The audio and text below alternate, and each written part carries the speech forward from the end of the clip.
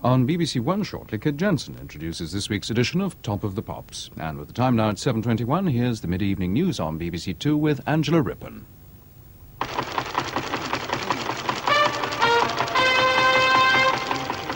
Mr Callaghan speaks about the Labour Party conference decisions which have gone against him on reselection of MPs and control of the election manifesto. The Labour leader said it would be wrong for the National Executive Committee to have sole control over the party manifesto, but he didn't think reselection would affect many Labour MPs. Mr Callaghan admitted he'd been hurt by the attacks on his government from many of the delegates, and he agreed that this week's decisions amounted to a vote of censure on what had happened at the last election. But those who lose elections must also expect to be heavily criticised and censured. And I don't take exception to being criticised or censured. If I took exception to that, then I shouldn't be here. I think what is happening, is that the Conservative government is following such right-wing policies, more right-wing than we've had in this country, certainly since the 1930s, that there's bound to be an inevitable throwback to the extreme left. I don't believe in this polarisation of extreme right and extreme left. I think the present government and the Prime Minister, Mrs Thatcher, is doing a grave disservice to the country by the way she is taking it so far to the right, because she is creating the polarisation, and I see it happening, that we're not going to solve this country's problems that way. A settlement has been reached in the 10-week-old engineering dispute. Industrial action will be called off almost immediately. The agreement is based on a 4-year deal, with the skilled minimum wage rate going up from £60 to £73 a week, with pay for unskilled workers going up to more than £52. And there's to be an extra 5 days annual holiday, also staged over a 4-year period. On top of this, the basic working week is to be reduced by 1 hour to 39 hours by November 1981.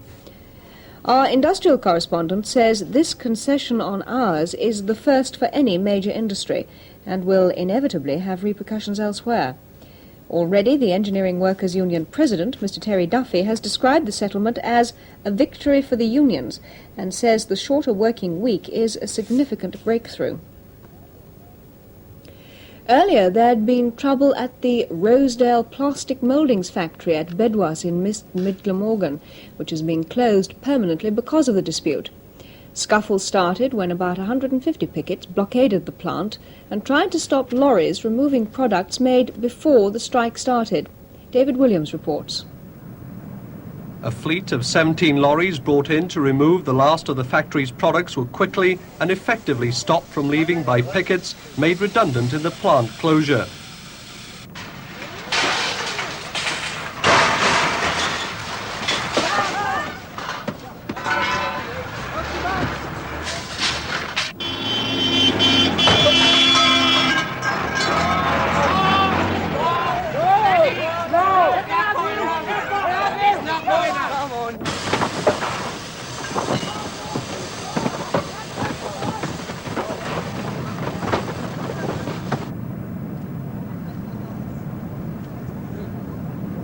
Firemen had to be called when plastic mouldings which the firm produced were set alight.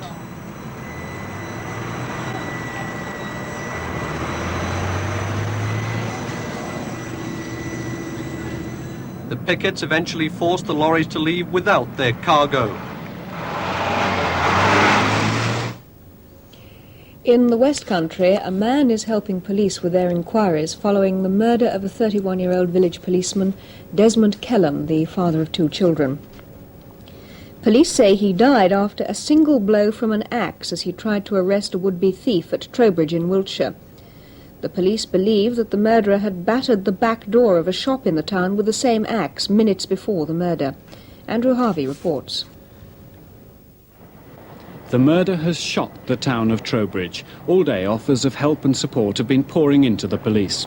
Just before 11 o'clock last night, Police Constable Kellam disturbed an intruder in W.H. Smith's in the main shopping area. He chased the man into a nearby churchyard. There was a struggle and he was hit a savage blow on the side of the head.